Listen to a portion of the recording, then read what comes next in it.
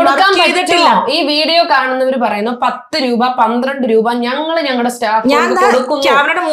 10 രൂപ 12 മേടിച്ച ജോയ്സിയുടെ കാര്യങ്ങൾ സ്വപ്നങ്ങൾ നേടാൻ പറ്റത്തില്ല. അതുകൊണ്ടാണ്. അല്ലെ ഞങ്ങൾക്കും കൊടുക്കാൻ ഞങ്ങൾക്ക് ഇഷ്ടം പോലെ ഓർഡറാ. ഞങ്ങൾക്ക് എത്ര സ്റ്റാഫിനെ വെച്ചും 10ഉം 12ഉം കൊടുക്കാൻ അതിന് താല്പര്യമില്ല. ഇവർക്ക് 40 മേടിക്കണം.